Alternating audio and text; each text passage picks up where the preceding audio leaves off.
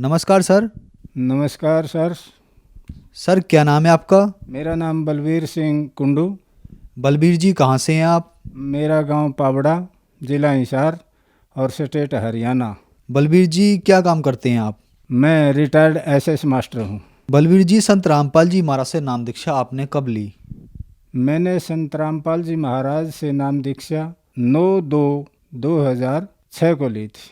संत रामपाल जी महाराज से नाम दीक्षा लेने से पहले आप क्या भक्ति साधनाएं करते थे? मैं किसी प्रकार की भक्ति नहीं करता था। पहले तो थोड़ा बहुत देवी देवताओं को मानता था, लेकिन धीरे धीरे मेरा इनसे विश्वास उठता गया और मैंने सारी जो है नि देवी देवताओं की भक्ति छोड़ दी। केवल मैं शिव की उपासना थोड़ा बहुत नाम लेकर के करता था, वैसे मैं किसी मंदिर मस्जिद में नहीं जाता था। सर संत रामपाल जी महाराज की शरण में आप कैसे आए? कैसे पता लगा संत रामपाल जी महाराज के बारे में आपको? हाँ सर, संत रामपाल जी महाराज की शरण में आने से पहले, मेरे आने से पहले मेरे भाई जो छोटे हैं वो हिंदी पोस्ट पर मेरे स्कूल में रहा करते थे और समाज में भी जिक्र चलता था। वो कहते थे संत रामपाल जी महाराज से नाम दीक्षा ले लो, वो पूर्ण संत आए हुए हैं। मैं ये कहता था मुझे ज़रूरत नहीं है नाम दीक्षा लेने की, क्योंकि मैं किसी प्रकार का झगड़ा ही नहीं करता हूँ, तो वकील करने की मुझे क्या ज़रूरत है। ऐसे में तर्क दे करके उनको अवॉइड कर देता था। फिर क्या हुआ, ये बात है 18 और 19 दिसंबर 2005 की। मैं बीमार हो गया और बीमारी ऐसी हुई मेरे कि रीढ़ की हड्डी के अंदर जो नसें हैं उनके ऊपर इतना भारी दबाव पड़ गया, 5-4 नसों के ऊपर। मेरा दाहिना जो हिस्सा था सारा काम करना छोड़ गया और ये सिस्टम चला लगभग 49 दिन तक। 49 दिन तक मैं बिल्कुल भी नहीं सोया, खाना भी कम खाता था, स्कूल में जाता था। केवल जब भी रात को सोता था तो पीछे मेरी पत्नी जो है नि 2 रजाई लगा करके मेरे को सिलाती थी। मैं ऐसे बैठा रहता था, नींद नहीं आती थी मेरे को बिल्कुल भी। फिर मैंने आखिर में क्या फैसला कर लिया, ये 49वें दिन की बात है, यानी कि 9 फरवरी 2006 की बात है। मैंने ये पक्का निश्चय कर लिया था कि आज तने सुसाइड करना है, क्योंकि मेरे अंदर शरीर में दर्द इतना रहता था कि इससे अलग मैंने ये चारा ही नहीं समझा कि अब जीना बेकार है तेरा। तो उस रात को मैं सारी रात कभी इधर कभी इधर कभी इधर कभी इधर कमरे में चक्कर लगाता रहा। मिसिज मेरी पास में बैठी रही, वो कहती रही, मैं कहता रहा उनको कि आप जा कर के अंदर सो जाओ। वो कहने लगी कि मैं नहीं जा सकती ऐसी स्थिति में, आपके भाई को बुला लूँ। मेरे मन में ये कि वायर जो है नहीं लगा करके और स्विच ऑन कर ले और मुंह में ले लिया और इसको लीला को समाप्त कर ले। तो ये गई नहीं। लगभग सुबह 5 बजे इन्होंने मेरे छोटे भाई को फ़ोन किया और बुलाया कि आपके भाई को बहुत ज़्यादा तकलीफ़ है। वो आ गई, आकर के उसने कहा भाई क्या तकलीफ़ है। मैंने कहा ऐसे ऐसे तकलीफ़ है। उसने कहा कि संत रामपाल जी महाराज से आप नाम ले लो, आप ठीक हो जाओगे। मैंने कहा हाँ मैं ले लूँगा नाम। तो फिर उन्होंने बलजीत भगत के माध्यम से सतगुरु रामपाल जी महाराज से फ़ोन किया और संत रामपाल जी महाराज ने कहा कि इनको फ़ोन दे दो। मैंने फ़ोन लिया और प्रणाम किया उनको। संत रामपाल जी महाराज ने मेरे को कहा कि सत साहिब बोलो। मैंने सत साहिब बोला और उन्होंने मुझे मंत्र, पहला मंत्र एक बार में दिया। और उस समय पर संत रामपाल जी महाराज जिस कमरे में मैं था उपस्थित, भाई भी था, मेरी पत्नी भी थी, सशरीर सुबह लगभग 5:30 बजे मेरे पास आए। मेरे को देख रहे थे, क्योंकि मैं संत रामपाल को पहले जानता भी नहीं था, इनका नाम भी नहीं जानता था मैं, कौन संत रामपाल जी हैं कैसे नहीं, मैं नहीं जानता था इनके बारे में। सफ़ेद कुर्ता पजामा और खोए के ऊपर इनका एक अंगोछा था। आकर के इन्होंने ऐसे आशीर्वाद दिया कि बेटा खुश रहो। उसी समय मैं इस रोग से निजात मुझे मिल गई, मैं बिल्कुल ठीक हो गया उसी समय। फिर 3 दिन के बाद हम करोथा आश्रम में गए, वहाँ सतगुरु जी थे और मैंने दोबारा से फिर प्रथम मंत्र की दीक्षा प्राप्त की। सर संत रामपाल जी महाराज से नाम दीक्षा लेने के पहले ही आपको लाभ मिले, तो क्या संत रामपाल जी महाराज से नाम दीक्षा लेने के बाद भी आपको लाभ मिले? हाँ जी, मुझे जीवन में हर कदम पर लाभ ही लाभ मिल रहे हैं उस दिन से। प्रथम तो जो मेरा रोग था वो नाम लेते ही वो ठीक हो गया था। फिर मेरा लड़का जो था वो फरीदाबाद पढ़ता था और उनका इंटरव्यू आया और जाते ही मेरे बच्चे का प्लेसमेंट हो गया। हम हिसार गए हुए थे, मैं, मेरा बच्चा, मेरी पुत्रवधू और मेरी पोती। जो पत्नी थी वो घर पर थी। तो भाई का फ़ोन गया कि भाई कहाँ हो तुम। हमने कहा हम हिसार से चलने वाले हैं, फरीदाबाद के लिए जा रहे हैं। तो उन्होंने कहा कि वापस आ जाओ। और इस तरह से मेरी भाभी जो है नी काफ़ी गंभीर हो गई है, तकलीफ़ है उसके। तो मैंने कहा क्या तकलीफ़ है? नहीं, बोला ये तो पता नहीं क्या तकलीफ़ है। हम गाड़ी ले करके वापस गांव में आ रहे थे तो मेरा बच्चा कहने लगा ये तो पूछ लो मेरे अंकल से क्या तकलीफ़ है, मेरी मम्मी से बात करवाओ। तो वो कहने लगा मम्मी बात करने के लायक नहीं है, मम्मी बोल नहीं रही है। माँ फिर तो ज़्यादा तकलीफ़ है। हम घर पर आ गए तो जा कर के हॉस्पिटल के अंदर आईसीयू में ये डायरेक्ट भर्ती कर दी। 2 दिन तक आईसीयू में रही। डॉक्टरों को भी ये पता नहीं चला कि इसकी बीमारी क्या है। ढूंढते रहे, कोई काफ़ी पैसे लगे। फिर इन्होंने सतगुरु रामपाल जी महाराज से प्रार्थना भेजी। तो सतगुरु रामपाल जी महाराज का आदेश संदेश आया कि परमात्मा दया करेंगे और आप भक्ति करते रहे। उसके ठीक आधे घंटे के बाद ये बिल्कुल ठीक हो गई। तीसरा, इनके एक दफ़ा ब्लीडिंग होगी नाक के थ्रू, और इतनी ब्लीडिंग हुई कि लगभग 100 फुट तक ब्लड नाली के द्वारा चला गया। 3 दफ़ा ब्लीडिंग हुई, वो बहुत ज़्यादा। हमें भी ऐसा अंदेशा हो गया था कोई नस नुस फट गई होगी इसकी ऐसी। लेकिन सतगुरु रामपाल जी महाराज के पास जब हमारी प्रार्थना पहुंची तो उन्होंने कहा अब के बाद नहीं होगी। डॉक्टर ने भी ये संदेह किया था शायद इसकी कोई ब्लड की नस के अंदर क्रैक है। उस दिन के बाद इनको कोई भी ब्लीडिंग नहीं हुई। आज संत रामपाल जी महाराज की दया से मेरा परिवार और मैं इतने बढ़िया सेटल्ड हैं। हम 4 भाई हैं। एक भाई तो किसी कारण से वो चला गया, जो 14 का कांड हुआ था उसके बाद। 3 भाई हैं। तीनों भाइयों के परिवार सतगुरु रामपाल जी महाराज की शरण में है। और मैं, सभी जानते हैं गांव वाले भी, मेरी स्थिति सभी भाइयों से वैसे कमज़ोर थी। उस समय केवल नौकरी करता था।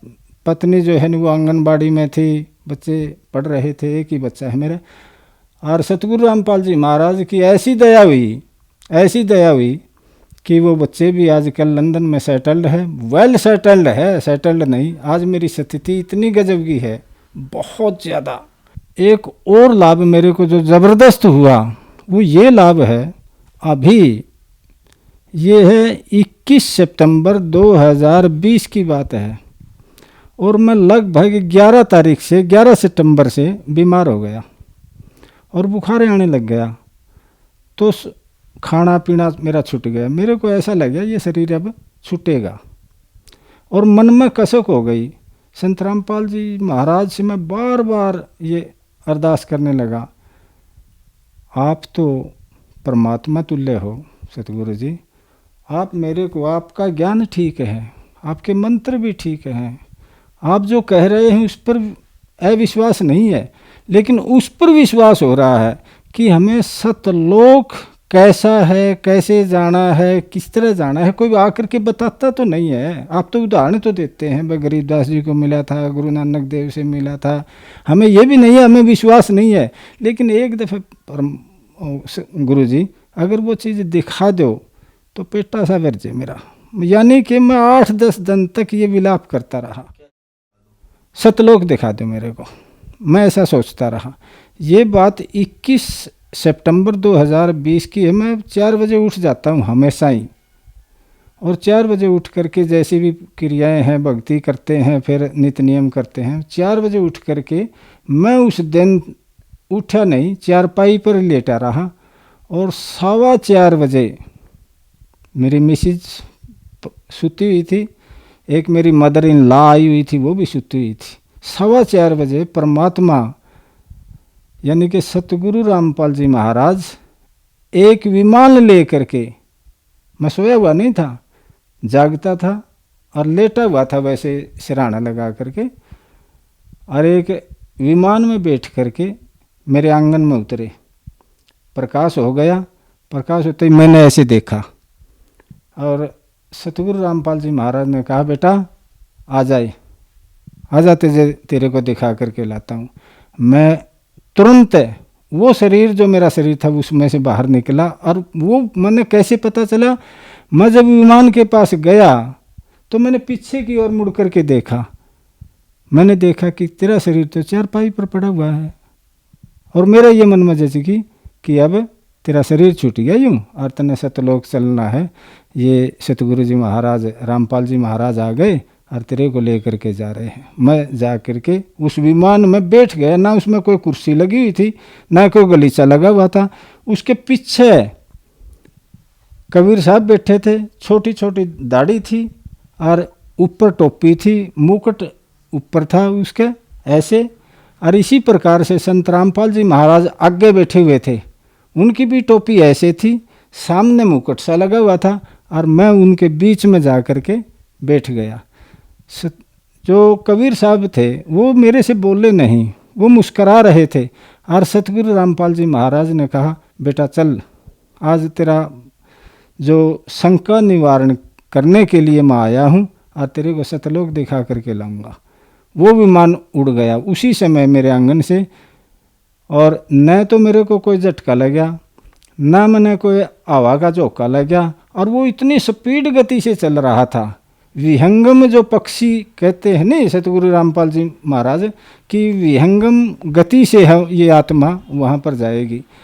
तो जब ये ब्रह्मलोक सरपुरुष का लोक समाप्त हुआ तो सतगुरु रामपाल जी महाराज ने कहा, देखो बेटे मैं बताता हूँ नहीं, ये इस कसाई का बाड़ा है, यहाँ तक है ये इसका लोक यहाँ समाप्त होता है। फिर अक्षर पुरुष का लोक आया, अक्षर पुरुष के लोक के अंदर भी यही सृष्टि हमें देखने को मिली। बाकी और मैंने ना तो उतारा, मैं ना कोई विशेष चीज़ दिखाई, हाँ ये सृष्टि बसती हुई जरूर देखी। संत रामपाल जी महाराज ने मेरे को ये बताया, ये बेटे जो मैं बताता हूँ नहीं तुम्हें, ये अक्षर पुरुष का लोक है। अक्षर पुरुष के लोक को पार करके पहले ही संकेत सा कर दिया था सतगुरु रामपाल जी महाराज ने, अब सतलोक आने वाला है।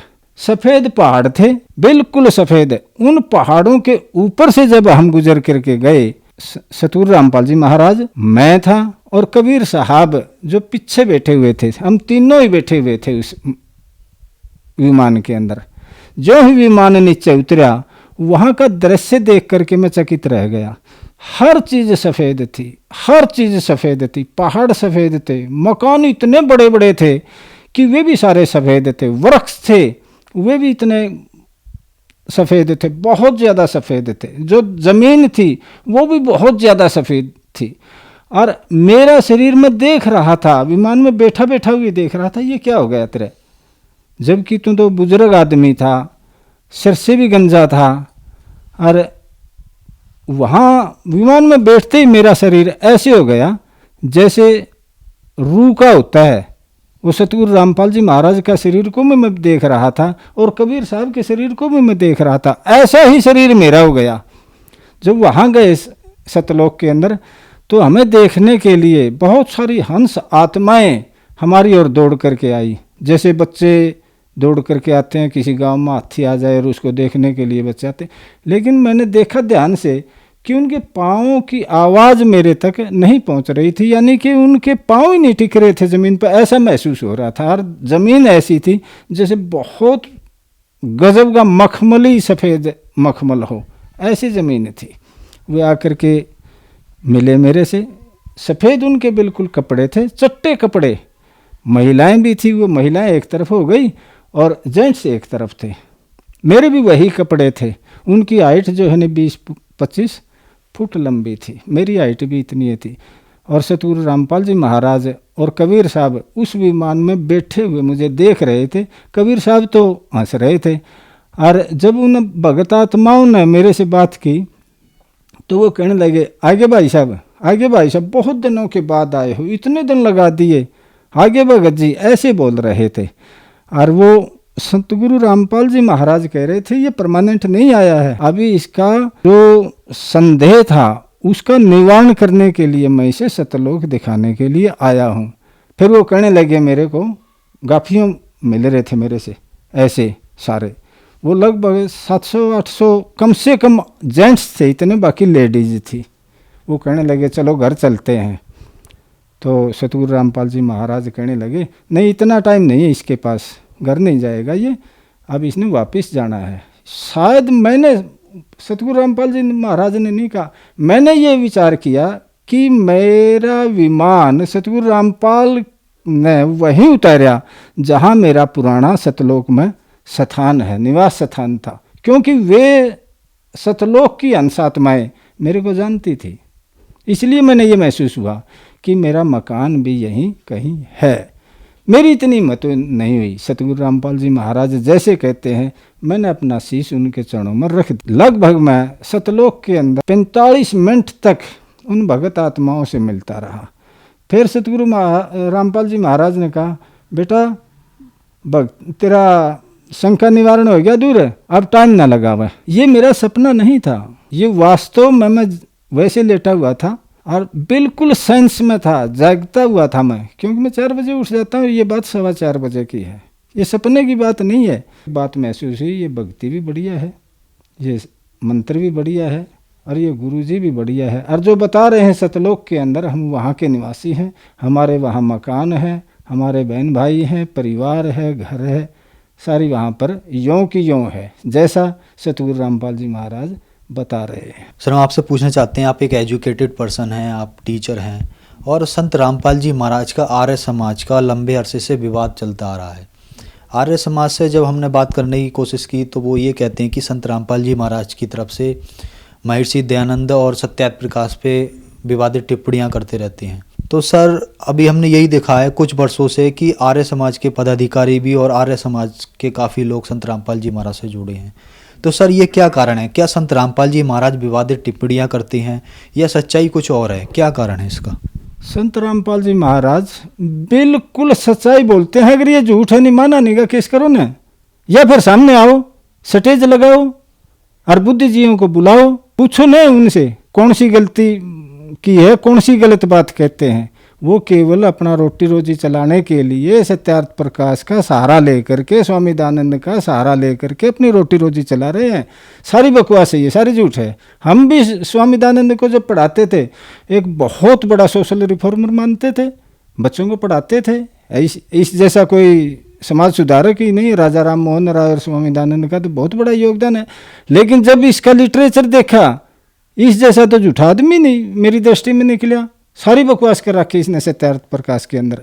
मैं तो जब पढ़ाता था, नाम उपदेश लेने के बाद संत रामपाल जी महाराज से बच्चों को ये डायरेक्ट कहता था, देखो वे परीक्षा में पास होना है तो अपने सिलेबस के अनुसार पढ़ करके वही लिखना परीक्षा में जब पास होंगे। लेकिन जो वास्तविकता है वो ये है कि इस आदमी के अंदर संत वाले गुण भी नहीं, एक अच्छे इंसान वाले गुण भी नहीं। महर्षि तो बहुत दूर की बात है, सारी बकवास किया करता था ये। तो सर संत रामपाल जी महाराज ने आपको ऐसा क्या पढ़ाया, ऐसा क्या बताया जो आप महर्षि दयानंद के बारे में आपको सच्चाई पता लगी? क्या प्रमाण है आप लोगों के पास? जो सत्यार्थ प्रकाश थी उनकी, वो उनकी जीवन का निचोड़ है स्वामी दयानंद जी महाराज का। और स्वामी दयानंद जी महाराज के कहे अनुसार जब संत रामपाल जी महाराज ने उस सत्यार्थ प्रकाश को दिखाया, उनका ज्ञान दिखाया, तो उजागर हो गया, ये स्पष्ट हो गया।